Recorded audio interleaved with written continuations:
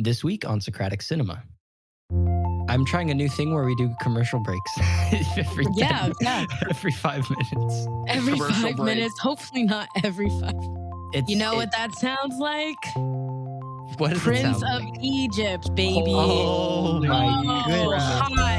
Hot, steaming, right out. It's giving very vengeful Sound of Music. Oh my, guys, how have we done these comparisons? What is going on? Yeah, Kasey, explain. Hi.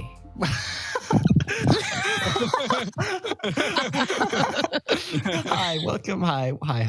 Let's ignore that. Welcome back to another episode of your favorite podcast, Socratic Cinema. My name is James DeLisio. I'm Jeanette Clark.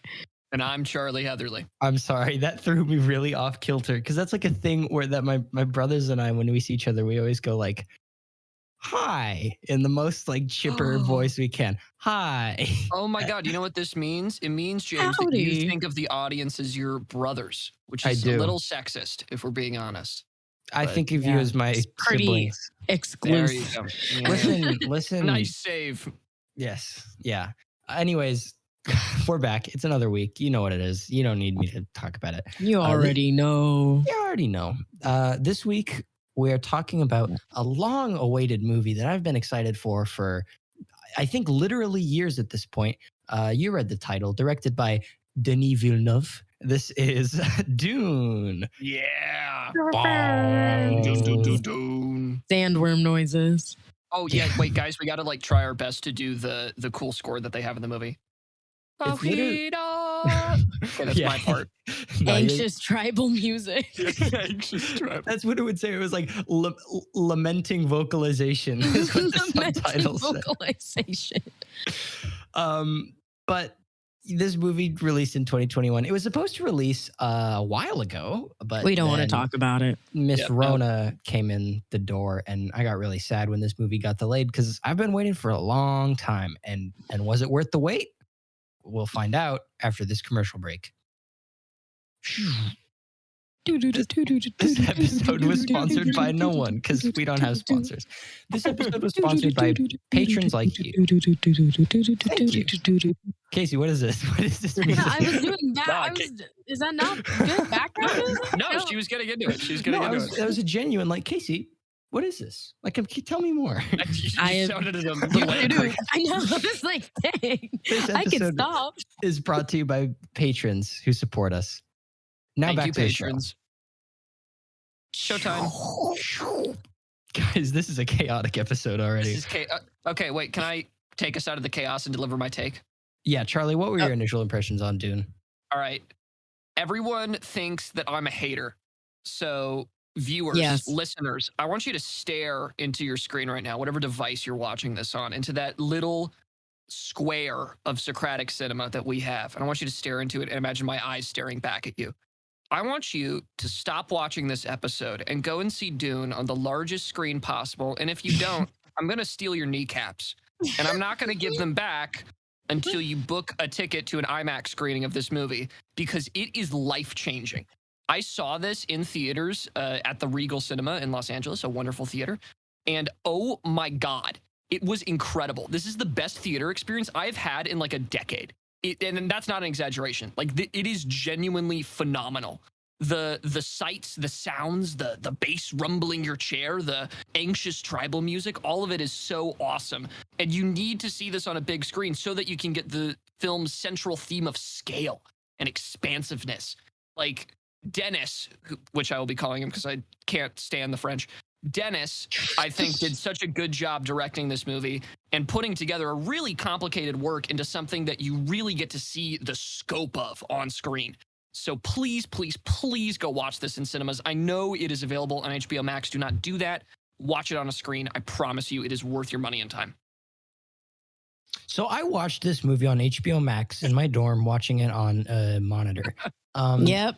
And I got attacked in a Discord server I'm in when I told them that me watching this on a monitor was described as an assault against cinema.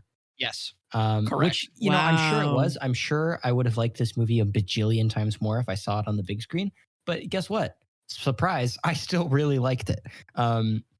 I thought this movie was very, very good. I liked the trailer for this movie so much that I started reading the book like a year ago, and I got about halfway through and I gave up because it was just like I didn't have the energy at the time, because it's a taxing book. But I got really happy when I heard that this movie's only covering half the book, which, as you know, is what I read. Yes. So I read half of Dune, and so I was perfectly prepared for this movie. And I really liked it. Everything Charlie said about the visuals, I think the visuals are one of the strongest parts of the movie. The scope of everything feels massive. I like to say it's like Star Wars meets Game of Thrones on the scale of something like Lord of the Rings. It's very Tolkien-ish in its mythos and lore and scope. It really does feel like an entirely planned out world. And that's because it is. Frank Herbert, created, he did every conceivable part of world building. And Denis, Mr. Villeneuve, brought it all brilliantly to the screen. I think all the performances were wonderful. The score was really cool. And I have a few complaints that didn't apply to me, but I've heard them and I've deemed them valid. And maybe we can get into that a little bit. And it'd be interesting to hear some other people's perspectives because I read the book and I don't think either of you two have. But yeah, Dune 9 out of 10. Yep. Agree. Wow, nice. All right, I'll go and jump in with my take. So I was going into this movie off of completely only trailers. I haven't read the book, going in completely on vibes and Zendaya. You were in for a surprise. I was Zendaya baited. You were. I was gonna. Yeah, that's something we should talk about. Yeah. But overall, I really like the movie. As the lads have been saying, they really, the world building is absolutely amazing. The main thought that was going through my head is that it's very Star Wars for intellectuals, very intellectual Star Wars, plus all of the mech from the Avatar movies, like the blue Avatar movie. Not the I just saw some similarities in that, and I was like, this is really cool. It's really I could get really, really into it, and I did get really, really into it. Thoroughly enjoyable. I like the plot, the twists and turns. I think it was really well adapted. And James, when you said it's very Tolkien-esque, I definitely see that. Yeah, that makes a lot of sense. That sums it up pretty perfectly. And yeah, that's essentially my take. I'll have more questions later on that might be controversial, but I would rate it probably a 9. It was really good. Wow. Yeah. Wow. Wait, are we all in accordance on a single number? I think this is the first time in season 5 history, at least, that we've all liked the movie. So that's a good thing. We were talking about this last week. Yeah. Wow. Dang. Look at us. So first things first. Yeah. I'm so sorry to anyone who watched this movie for Zendaya. She had about 10 minutes of screen time. And they sold the hell out of her in those trailers. They really did. It was like Timothée Chalamet and Zendaya co-stars in Dune. And then Zendaya was in the last 5 minutes. By the way, we're spoiling Dune. That's not a secret. That shouldn't be a surprise. Yes. Spoiler alert. Did you know, sorry to jump in, Zendaya was only filming for 4 days. Okay, she was only there for 4 days, so it kind of makes sense if she's best friends with Timothée Chalamet now. I think it's a marketing stunt. Zendayaism. They actually hate each other. I think she's I think this is a bit. Wait, right? Second tangent within a tangent. I was just in a class where there were 2 people saying that they went to the same school as Timothée Chalamet. So I have the insider scoop. Have you seen that video? Oh, I know. Yes. I know what you're talking about. They knew that teacher. They knew that teacher. Oh, good God. And they say that Timothée Chalamet was always rapping in class, weirdly enough. He would have arguments in French in the hallways. And apparently he was, according to one of them, a little jerky and not super cool, but the other one didn't really have an opinion on it. So that's just the tea. from like Wow. Period. but I love my boy Tim Tam in this movie. That's why Right. Charlie pays the big bucks to bring us the scoop Exactly, to on, bring It us is the why I scoop. pay the on big Timothy bucks. Chalamet. I've heard some other rumors about him in school, but we'll not get into Okay, that. all right. We'll not get into Swiftly, that. but another tangent within a tangent. Have y'all Wait, I seen was- have y'all seen the James, video? I had a point before your last tangent. I had a point. Yeah, we're getting to it. Okay. Casey, go ahead. All right. The video of Jason Momoa swinging Timothy Chalamet and people jumping over him. I have seen that I video. feel like I've sent it to you. Anyways, I just could not. Any scene that Tim and Jason referring to their first names. Yeah. That was a little robot zone there. Oh, I sorry. just wanna Referring warn to you. them by their first names, but I just thought of that video. Anyways, back to you, James. I'm trying to remember now. My brain is just so scrambled. I have another tangent if you want, James. Go for it, Charlie. So we can actually refer to Jason by his first name because I know Jason through a friend of my sister. So do I. Yeah, we both know the same the same person. Yeah, Yeah. I don't know Jason. Well, you now know Jason through us. So Ryan we're Reynolds only what 1 degree of separation away from Jason? Oh yeah, Or Wow. two kind of. two Does it count? technically. If you count your sister as a degree or not, I count my sister as a degree. I mean, like I know the person. Like right. I've See, yeah, I've so- never met the person, but also Ryan Reynolds now too. also Ryan Reynolds now too. Yeah. Go All do your these just research, people. man. Yes, Like, if you can dig up crushes. These who are we know, You we'll dig give up you who we- we'll give you $100. No, we won't. Casey Huh? won't. Casey. Casey, okay, the Socratic account might. Mhm. Oh, I was The just going to point. drop a commercial break reminder to go listen to our recent collaboration with the Every Marvel Movie Ever podcast, where I talk about everything but Into the Spider-Verse for an hour and 50 minutes. So if that sounds like fun to you, go check that out. I'm trying a new thing where we do commercial breaks every Yeah, 5 minutes. Every Commercial 5 break. minutes. Hopefully not every 5 minutes. But yeah, no, basically my Zendaya take just amounted to, I'm really sorry if you went into this movie expecting Zendaya, because they really like hammered home on that and then just didn't have her. I think, I imagine she'll be a much bigger part of the second movie of Dune Part Two. I also know that from the book, from what I remember of the half of the book I read, there's not content that was cut. It just seems there's a lot of information that they're waiting to share until much later. Oh. Like there's a lot of like information in the book that's given to you very early on, like characters and stuff who will become important. And just that information is just given to you very early, but it's not in the movie. Like an example that is not a spoiler for anything that hasn't been covered by the movie. The information that the doctor was a traitor is given to you in like chapter 2. That's like, it's like Oh. the second scene of Oh the book. wow, interesting. Like, Dang. scene 1 of the book is the whole Gom Jabbar test with the Bene Gesserit mom. And then scene Benny 2 Gesserit is Mall. scene 2 is the Harkonnens plotting and being like, and the doctor will be a spy and will kill, right? It's like the whole plan is being set Really? up. Oh, Yeah. that's then- interesting. Yeah. And well, so the test doesn't come in for like a fair portion in the movie. So where does like that first part of the movie fit into the book's narrative? It's sort of like how do I explain it? I mean, some stuff was movie original, like the scene of them transferring ownership of the planet to the Atreides. Like that's movie original. I think those scenes in the movie were basically to like fill in what is inferred through like asides in the book, right? Because you know how books will do Gotcha. that. They'll just spend like a couple paragraphs talking about a random thing. I think those scenes were sort of made to fill in that info. Okay. Yeah, no. And so that goes into Okay. one of like his core tenets, Dennis's core tenets, when creating this movie, is that there was a 1984 version of Doom. Yeah, Doom, there was sorry. by David Lynch, David shockingly. Lynch. And I really want to watch it because it seems off the walls crazy. Like Yeah. just wild in every single way. And the thing that movie really failed at when it came to world building is that they did a lot of like monologuing in like pretending it was a character's thoughts.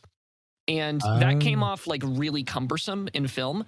So Dennis, when he was transporting Dune to, this revival, this new screening of it, he wanted to make sure that the world building came naturally. And I think that if James, what you're saying is correct, and he made new scenes to, you know, show all this stuff to infer from asides, he really wanted to step away from like, here's somebody talking over a montage of things happening. Like he does that with Zendaya at the very, very beginning, but that's really the only time where you see that. I want to ask you, speaking on world building and just the plot in general, because a complaint I've heard from people who haven't read the book, for me, this wasn't a problem because I've read the book, is that it was too hard to follow. Like there was not enough explained. Like it sort of threw all this terminology at you, and you just kind of had to figure it out. Sort of like akin to Death Stranding. You know how we were talking about that? How like it just sort of throws you into this world and expects you to like figure it out and keep up. I heard people say that a lot about Dune, and while it wasn't a problem for me, I personally can see how if you knew nothing, you might have a hard time figuring it out. My counter evidence is that one of my suite mates slept through the first hour of this movie when we watched it, woke up, watched the second hour over my shoulder, just using the subtitles. He had no sound because I had my headphones on. He asked me like a couple questions and I answered them, but he got it. Like he watched the second half of the movie with no sound and understood what was going on. So I really don't know if this movie's understandable or not. So I'm curious to you guys, like, did you ever struggle to sort of follow like the details? Did all the weird terms sort of make sense? Is there anything you have questions about? I want to hear from you guys. For me personally, I saw the movie in theaters with, I think it was 4 other people. And 3 of us came out of it understanding exactly what had happened. And then the other 2 didn't really know. Like, or they were confused about certain parts of it. But I would ask those people who felt like the movie was confusing to sort of ask which parts they're confused about. Because when we did it with our friends, it turns out that they knew like pretty much the core of the movie and they understood basically everything that was going on. Yeah, I think it's probably pretty easy to figure out the core. Like these are the good guys, these are the bad guys. The bad guys are chasing the good guys. And this good guy is like the chosen one, and his mom is right. But like some of the minutia, like what are the Sardaukar? Like who is the emperor? What is the Kwisatz Haderach? Right? Like some, I could definitely see how some of that would sort of be like weird. Or like, well, why?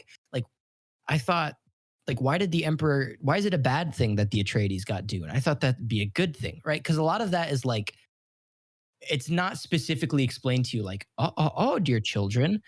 It's a bad thing that the Atreides got Dune because then the Harkonnen will be mad that they lost it. Like it just sort of expects you to think it through on your own and figure it out, which like you can. And like it's reasonable line of logic, but I think a lot of people are very used to everything being laid out step by step. Like this movie doesn't assume its audience is dumb. I agree with that. And I think that the movie makes several references to, and this is specifically for the point that it's like, well, why is Dune so bad to have?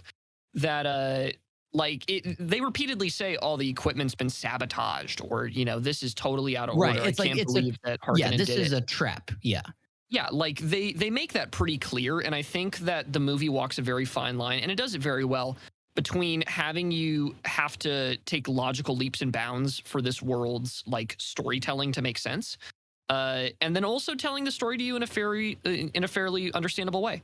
And like I felt that, you know, the minutia of it were very interesting to me. Like the Sardaukar, is that their name? Mm-hmm. Like to me, all I need to know about them is that they are really good bad fighting force, like evil fighting force. But and then like the minutia of that is, oh, they're like the Emperor's fighting force. So, like the Emperor is helping the bad guys, right? And it's like, well, what does that mean? What are the implications of that, right? So like you can go pretty deep with any little thread of this movie. Kasey, how was your experience with it? I honestly thought it was pretty easy to follow. I was definitely nervous going in because a lot of these books where I'm like, okay, you're seeing all these references to Dune and people like having read it in high school and not knowing what it meant or what was going on at all with it. Has a reputation. Yes, it has a reputation. And so I was getting a little nervous, a little intimidated. And then I was watching it and I was like, okay, this is fairly easy to fall. You know what I did? I kind of came into it from a like Game of Thrones perspective Right. of how Yes. I need to Yeah. organize all of like, I'm like, okay, we got houses, we have like traders, we have all this like internal strife, everyone's somehow related in some way. I'm like, I can do this. I've done this Mhm. before.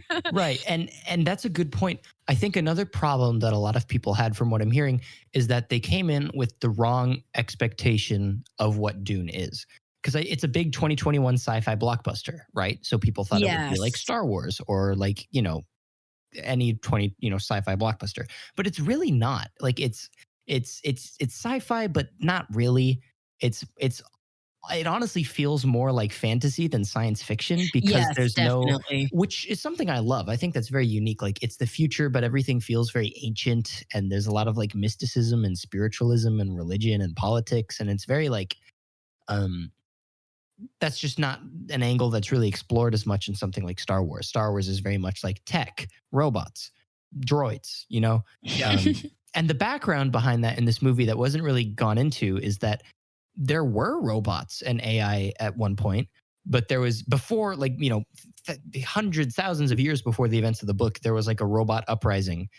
And then by the time that was over, they were like, okay, no more robots. Like that's not going Right. to happen Been again. there, done that. So this is a post-robot age, right? Which I don't think was, I forget if that was made clear in the movie or not, but that's just something I find really interesting.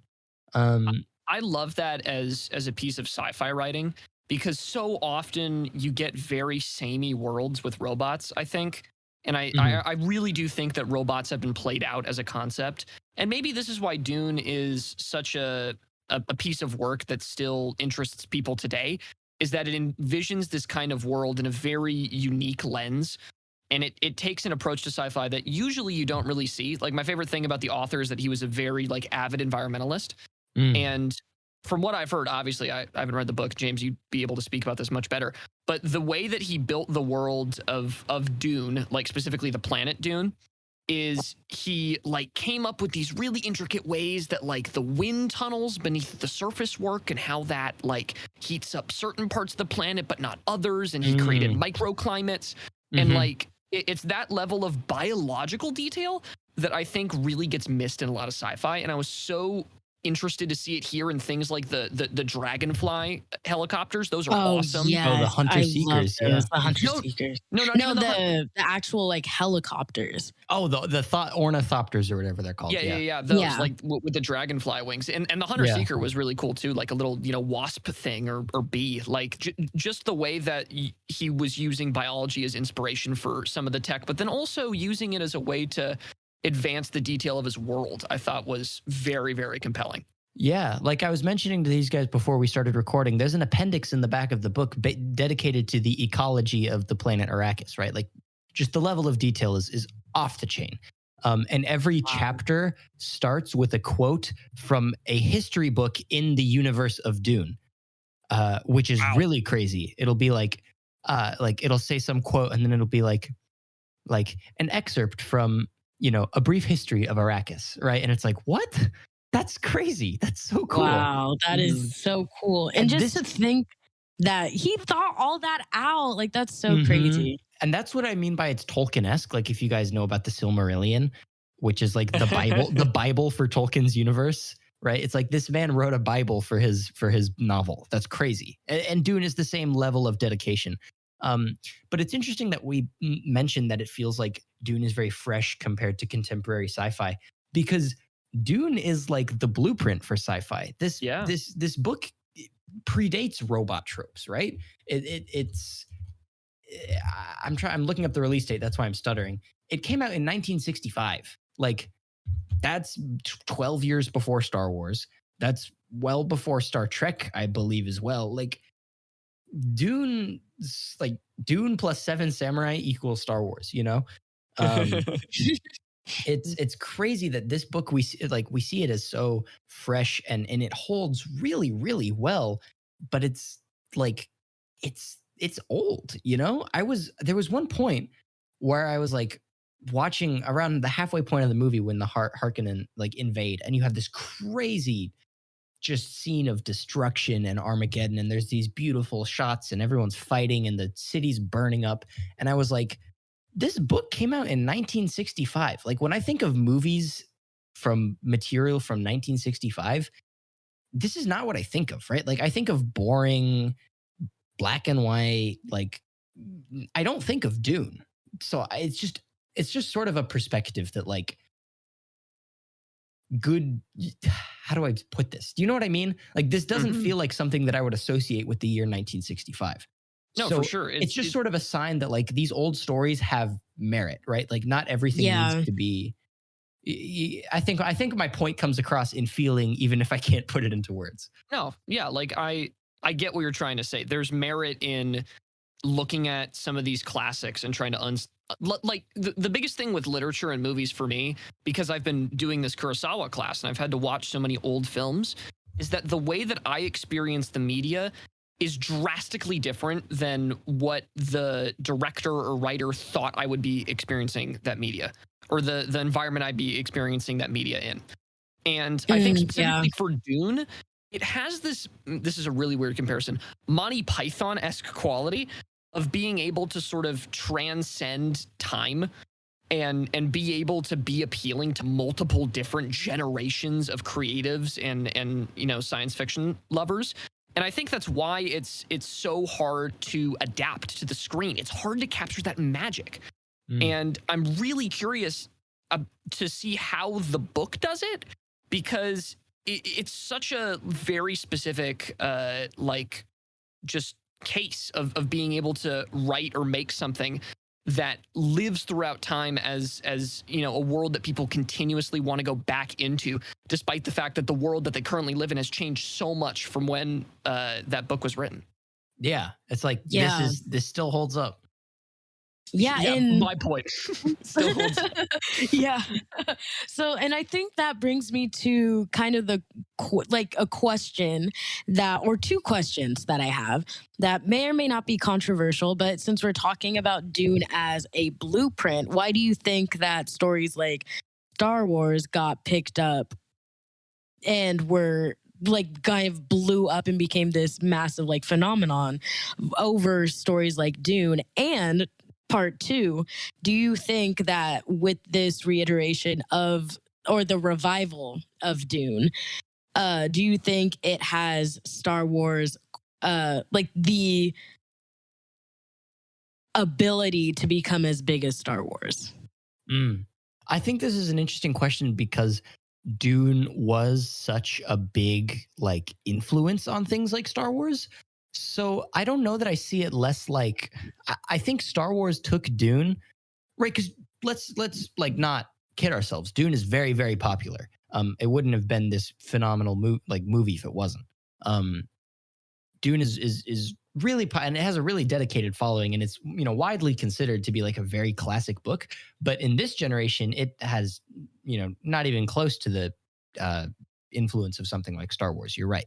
But I think the reason that is because Star Wars sort of took Dune and like made it more commercial friendly, right? It's like Dune is really influential and good, but Star Wars made it maybe a little more palatable. So I don't know that it's less that like Dune got ignored and Star Wars got picked up, but more like Star Wars took what Dune was doing and made it into a way that is like more bound to be popular. It's like making a really good 5-hour video essay that's really archaic and no one wants to sit down and watch, versus taking that same idea and making a concise 10-minute video essay with a clickbait thumbnail and blah, blah, blah, blah, blah, you know? Right. Okay. That's sort of the way I see it. But it's a good question and one worth asking.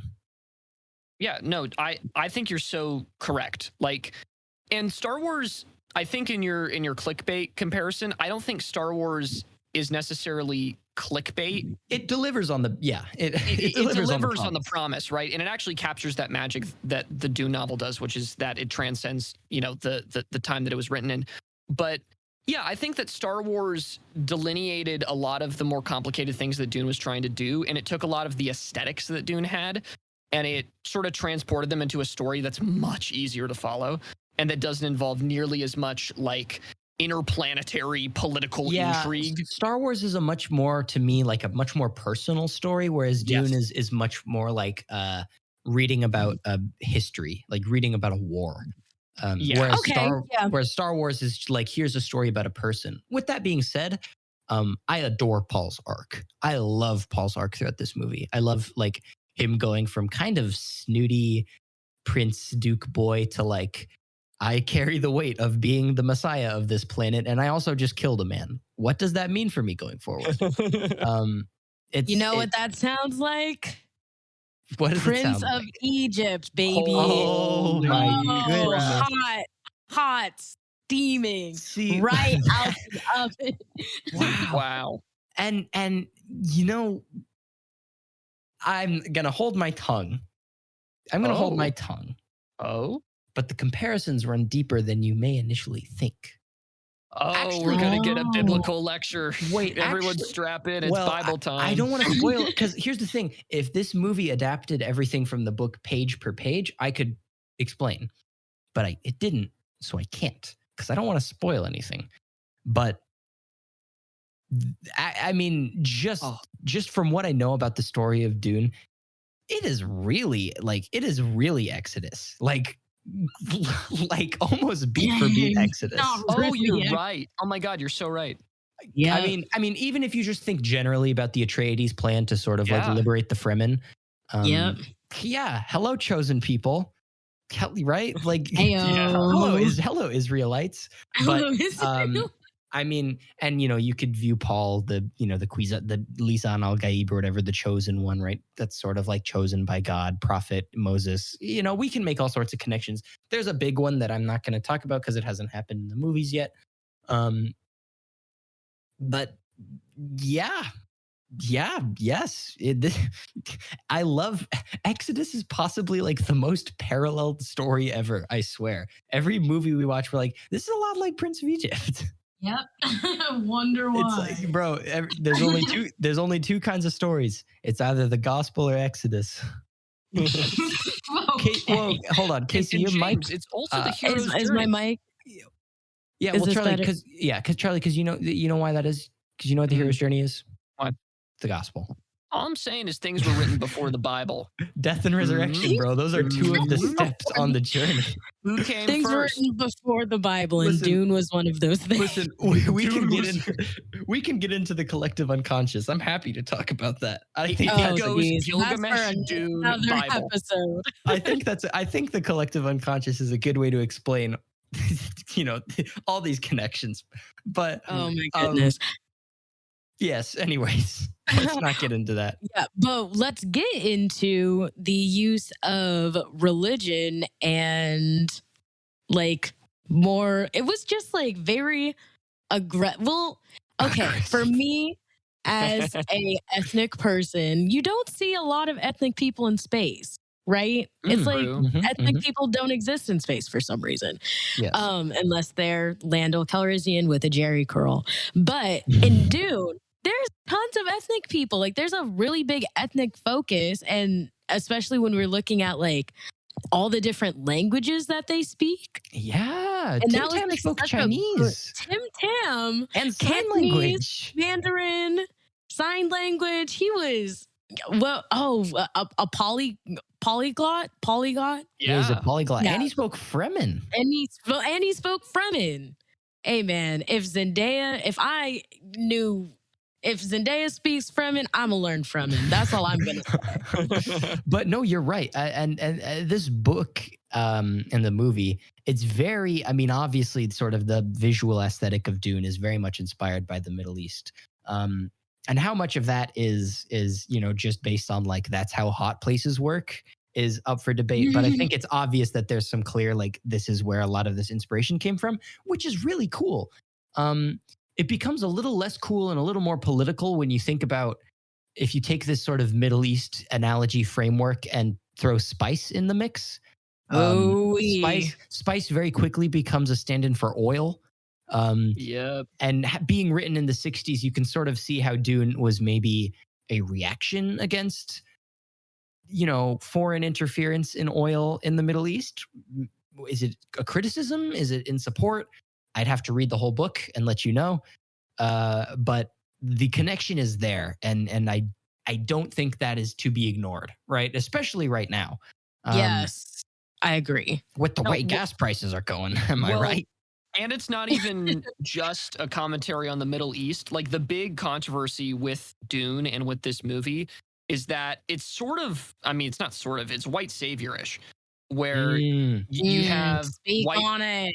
Like white space boy come in and he's like, "Ooh, I'm gonna save all of these ethnic people, and I'm their god now." But the take that Dennis has on this is that Dune is not a book about white saviors and how great they are. It's a critique of white saviors. Yes, I was gonna get into this. There's a big movement in the Dune community that the Atreides, specifically Paul, but I don't know how much sense it makes until I/we finish the story. Like that they're not heroes. They just look like heroes because the Harkonnen are that bad in comparison, you know? Like the Atreides' motivations for liberating the Fremen are ultimately selfish. It's just to beat the Harkonnen. Bragging rights. Like they don't. Well, I mean, it's not. We want to liberate the Fremen because we're like benevolent egalitarians. It's we want to liberate the Fremen because they're a superpower and they'll help us beat our enemies. Yes.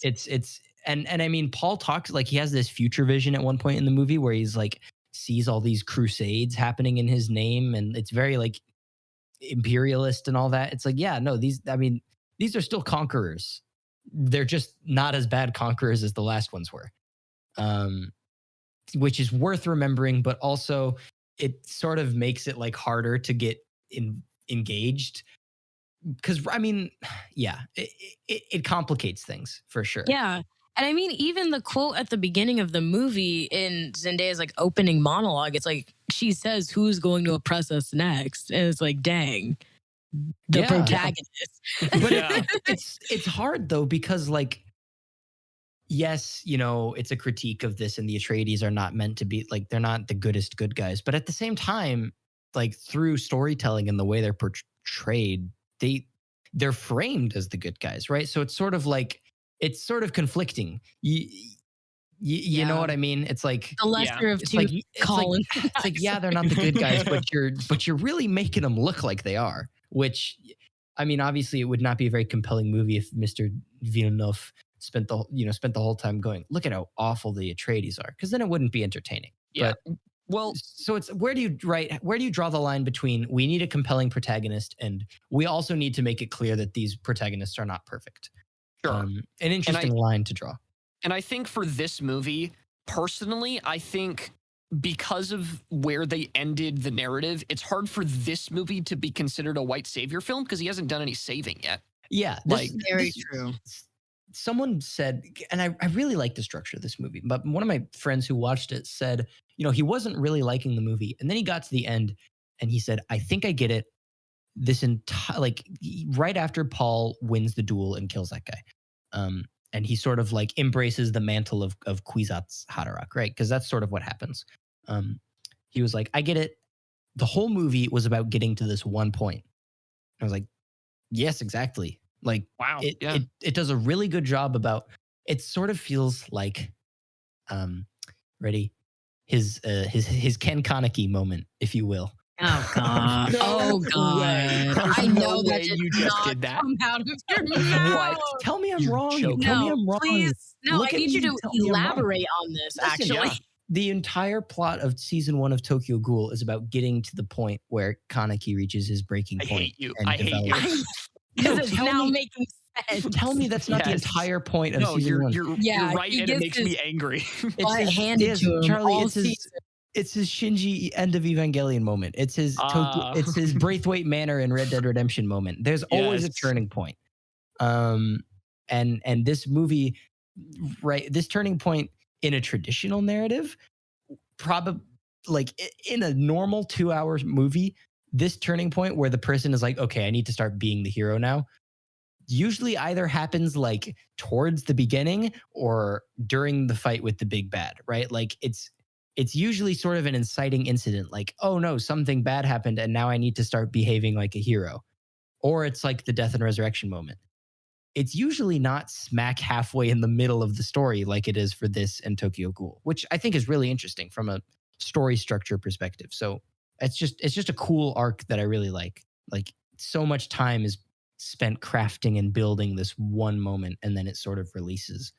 I like it a lot. Dang. No, that's really interesting. I really can't, I'm very upset yet impressed that you made that work. Yeah, I mean, James, we'll have to kick you off the show, but we could also give you a graduate degree in film studies. So, I mean, sort of works out for you. Yeah, I'll take it. Fair deal. Wow. Fair deal. Quick question. Speculation time. You guys ready for some theories? Yes. Sure. I want you guys to make some theories. We never saw Gurney die on screen. Yeah, I think Gurney's alive. Oh, you think Gurney's alive? I think. I mean, we didn't see him die. Do you know what happens to him in the book? No. Oh, so we do have a true mystery on here. All you Dune fans that know what happens, don't say anything in the comments except for the phrase "I know." Period. I want to be very ominous. Please. Wait, Charlie, how do you know? I don't know. He's seeing if you knew. Wait, I'm merely asking. Wait, do you actually know? No. Oh, because you were framing that like something atrocious happens to Gurney, and I am the fool for thinking he's alive.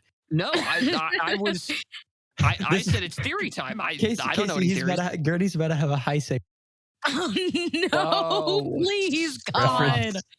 I can't take that again. An Amon moment, if you will. No, it's not an Amon Please, moment. In any of the owl moments, if you will. Any of the owl moments. Any of all four of them. Anyways. All four of them with 5 different owls. So Gurney, Jesus. yeah, I think Gurney's alive. I think he's alive, I think too. I want more Josh Brolin. He was one of my favorite parts of that film. I really liked, and there is a lot more of like Gurney, Duncan, the Mentat guy. I forgot his name. Also, Duncan Idaho. I'm sorry. Awesome name. He was my favorite character in this movie. So good. He was very good. Duncan was great. Jason Momoa ate it. There's a lot more of all of those side characters in the book. Like there was one scene that's basically just like a dinner party with like a bunch of officials, like a bunch of fresh Fremen officials and all the important Atreides people, and that's like big character building. But that was cut because it just would have been a lot of like talking. Oh yeah, that makes sense. But anyways, yeah, Rip Duncan. That honestly made me very sad. Oh. Okay, so there's a ton of Dune books, and they spread over like canonical eons. Jesus. Oh, I think right now the plan is only to adapt the first book. But apparently just things get like weird after it's just like what's even happening anymore. Oh, it gets Silver Chair-esque. Yeah, like I don't even know if do you guys care if I spoil like far reaching stuff that may or may not become a movie at some point? Absolutely not. Yeah. I don't. Okay. Yeah. Spoiler alerts for future Dune books. I think this is all speculation. So if you don't want to hear, just turn it off. But like, it's like, oh, like they clone Duncan Idaho and he's back as a clone and like just weird stuff like that. It's like, why are we doing this though? Again, that is very funky. I don't think that'll happen in the Dune. I don't think that's in this book at all. I think that's like a far-reaching Dune canon kind of thing. But it's just like weird, So I try not to think about the other Dune books. But apparently the second one's really good and like finishes Paul's arc. But we're getting way beyond the scope of anything that I know what I'm talking about. Yeah, let's I guarantee you, if you said a fact about Dune that takes place like 5 novels from now, nobody would call you out. Yeah. Which is a first on the internet. But do I have any theories? Well, it's hard because like I know a few facts that are very significant, but they weren't in the movie, so I can't say them. So I'm in a weird position. You're too nice of a person, James. What I would have done is I would have acted all smart and like said a really interesting theory, and then when we do Dune 2 in 17 years, I would have harkened back to this moment. 17 years. You would have harkened and You would have hearkened back to this moment. I would have. Wow. Okay, we're gonna have to kick you off. You don't get the degree now, unfortunately. Yeah, revoked. what was that? That was So revoked. Leave Awful. me alone. But I wanted to quickly talk about Dune 2 because it is very much based on this film's performance, if it gets made or not. And so far, 40 million domestically for its opening weekend, which sounds very little, but it's not. It made 200 mil worldwide opening weekend. And the film cost, I think, 165 mil to make. Usually you double for marketing. Some people were thinking of adding 50 million, which I think is too low and stupid. But usually you double for marketing. So they're well on their way to like actually being able to crack even on this movie. And there is a pretty good chance, I personally feel, that Dune 2 gets made. Oh, yeah, I think so. Warner Media's Ann Sarnoff was asked about Dune Part 2, and she said, if you watch the movie and see how it ends, I think you pretty much know the answer to whether or not there will be a Part 2. Heck yes. Polygon says it probably wouldn't be released until 2023 or 2024 at the earliest. Yeah, at the earliest. Yeah. Pain. Yeah, it'll cover the back half of the novel, but okay. Yeah, there we go. So very glad that that is happening. And there was just a little tiny bit of numbers business for you guys. Once I finish this business and management class, we're going to be talking about other numbers and things. I heard there's also, I saw on IMDb, Dune the Sisterhood, an HBO original series set about the lives of the Bene Gesserit that will be coming in 2022. Angry Nuns. Angry Nuns get a series? I guess. I don't know. Ooh, all right. Intriguing. What do you think about them? Well, it's giving very vengeful Sound of Music. Oh my, guys, how have we done these comparisons? What is going on? Yeah, Kasey, explain. I'm sorry. That was the first movie with nuns that came to my head. Oh, I see. Ignore me. No. I'm sorry. No, listen. I think they're a very interesting device, you know? Like they're kind of like loyal to no one but themselves, but they have all this like power and they're just like, they're girl bosses, honestly. Girl boss, gatekeep, gaslight, they got him. Yeah. They're truly ruling this entire universe and pitting all of these people against each other. And I don't know if I'm living for it, honestly. It seems like a lot of like emotional distress when they could really just be honest. But yeah. I enjoyed them as a device. I think they're like up there in in like a list of orders, like what's like a fun name for like bad orders? I don't know. Like you got like the Sith, you got the Death Eaters. The Death Eaters. Yes. Like there should be like CIA naughty boys operating in South America, you know, political intrigue. Oh, I'm sorry, Riley. I'm so sorry. You said CIA operating in South America. Please get me off this podcast. Well, you're in luck because we're max on air for like 2 more minutes. Okay. I was joking, ladies and gentlemen, and theys and thems. I love it here. She has a gun pointed to her head. Yeah, she does love it here, don't you, Kasey? Yes. Blink twice if you need help. They can't see me. No one can see you blink. Small difference. You know Kynes, the ecologist? Yep. Yes. That's a dude in the book. Hey, girl boss.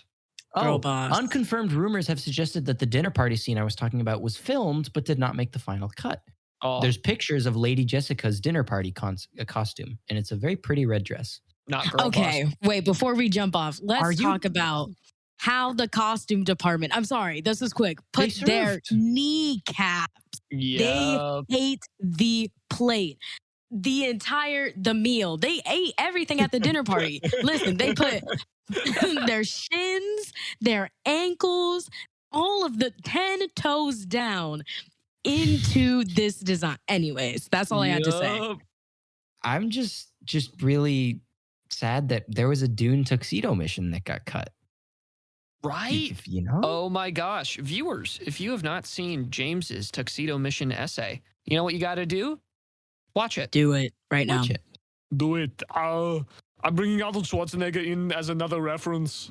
Okay. Oh, So God. let's get out of here. Goodbye, friends.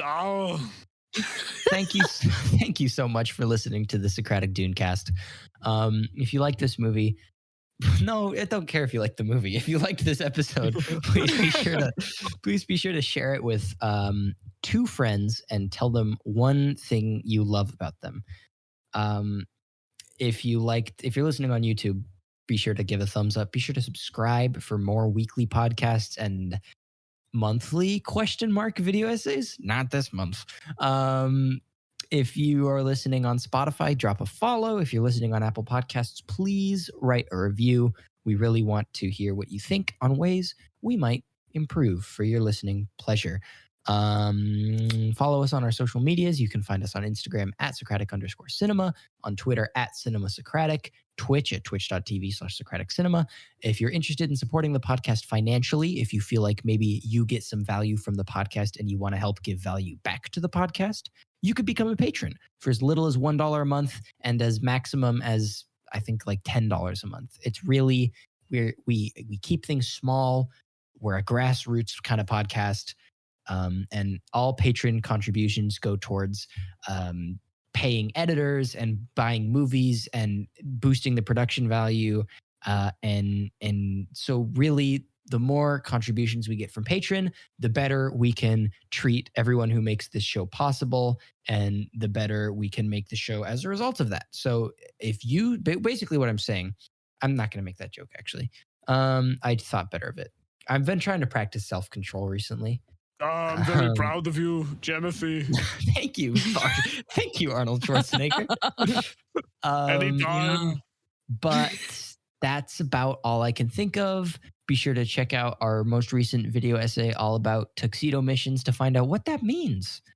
Other relevant watching includes all of our video essays, specifically all the ones that I did. Dang. I got a few in there. I have one. Yes. Watch them all. They're all good. They're all good. I don't think we've ever done a bad one. Except for this dumb one called The Subtle Genius Behind the Prowler. But I'm not even talking about Dune anymore. So get out of here. Go snuff some melange and get out of my sight. Jesus. You really said go. Viewers, Booger do sugar. some drugs. Have a great day. We've been Bye. Socratic We Cinema. love you. Adios. Adios.